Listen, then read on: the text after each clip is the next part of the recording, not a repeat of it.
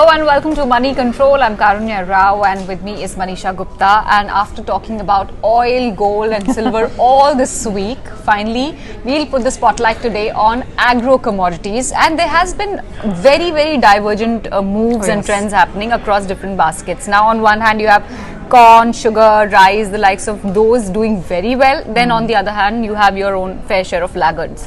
So how has the year been so far if we look at agro commodities at a glance?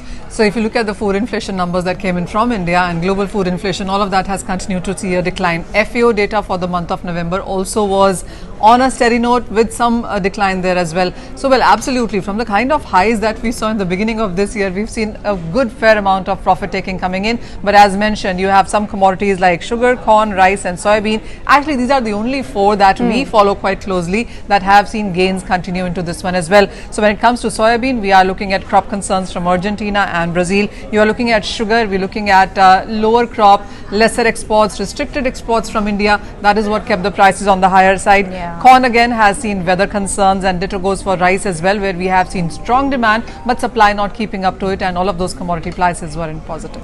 Yeah, I mean it looks fairly interesting, but from a trader standpoint, how are things looking for the next year?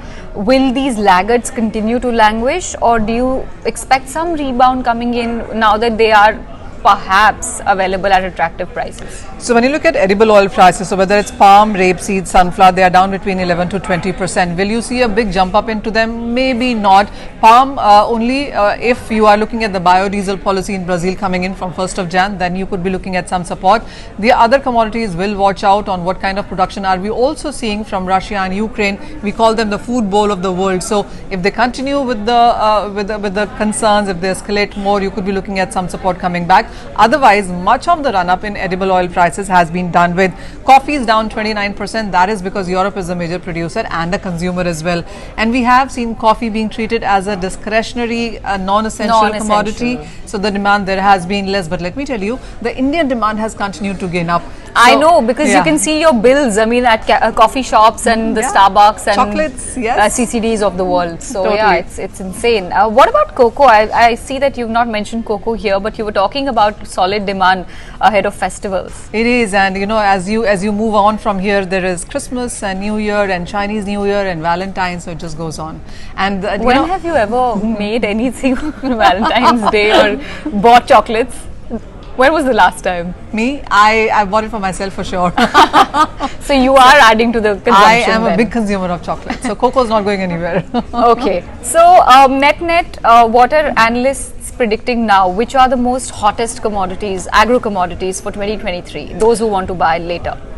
You know, it will all continue to be a very cyclical trend as you move forward in the next year as well, because I'll tell you what's happening right now is that you have wheat sowing, let's say for example, in Rabi right now is 25% up. So that should tell you that there's going to be a good wheat crop. But look at Delhi and surrounding areas, the winter hasn't really set in, and this is the time it should have. This is exactly what happened last year as well. It wasn't very good winter. There was a heat wave after that, so that totally spoiled the wheat as a crop, and the government procurement is half of what they had last year, and that has kept the wheat prices at all-time highs in the Indian markets. So even in this year, when you look at the international wheat prices, they are down by 2.5%, but we are closing this year by 28% of a jump up in wheat prices with record highs as numbers. So you will be looking at some decoupling when you look at some of these commodities with international markets. So if you're looking to buy, well, rice is going to be a good one.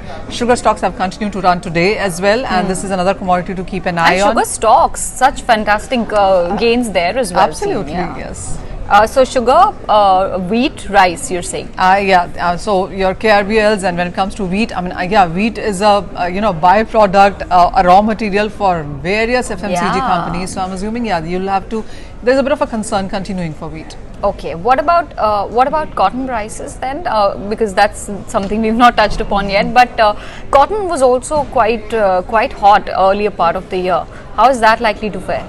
So cotton from its highs has come down by 50% in this year, and the reason that we're looking at a great crop, but the fact is that the arrivals in the market are not coming so great.